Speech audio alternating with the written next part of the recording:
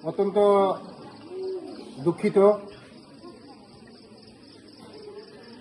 আমি আজকে হঠাৎ করে সারপ্রাইজ ভিজিট এসেছিলাম বীরচন্দ্র একলব্য স্কুল। এখানে দেখলাম যে হোস্টেলের যে ইনচার্জ হোস্টেলে ছিল না, এবং আমার কাছে খবর আছে যে এই হোস্টেলের মধ্যে মেয়েরা মোবাইল ইউজ করছে। তার জন্য আমি হঠাৎ এসেছিলাম চেক করার জন্য। চেক করে এই হোস্টেলের যিনি ইনচার্জ উনি ছিল না, উনি পরে এসেছে।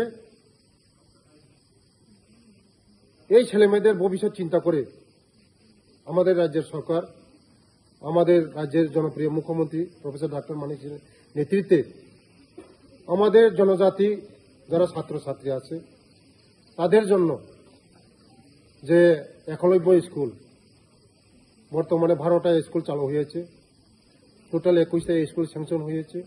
আগামী কিছুদিনের মধ্যে আরো 6টা স্কুল স্যাংশন হবে, চালু হবে।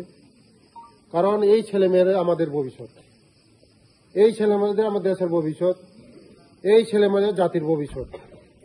ওরাই আগামী দিন কেউ অফিসার হবে, কেউ ডক্টর হবে, কেউ ইঞ্জিনিয়ার হবে, ওরাই প্রতিষ্ঠা হবে।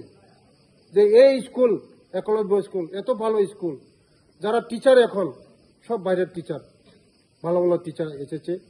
ওরা সিবিএসই ভোট, আগামী দিন যারা ক্লাস 10, 12 পড়াশোনা করে তাদের ফাইনাল এক্সাম হবে, ভালো রেজাল্ট করবে। আগামী দিন ওরাই তো ভবিষ্যৎ হবে।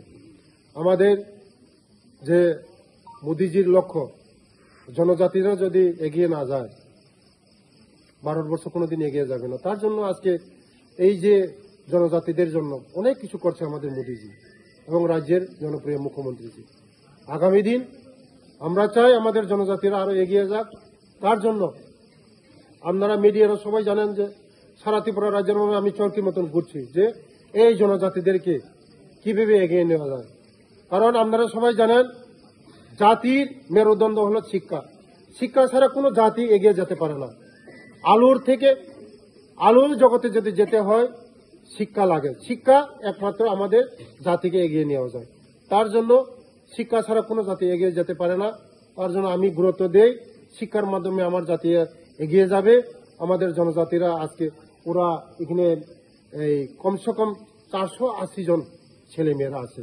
রেসিডেন্সিয়াল স্কুল, ভালো স্কুল। তারা থাকা, খাওয়া, পড়া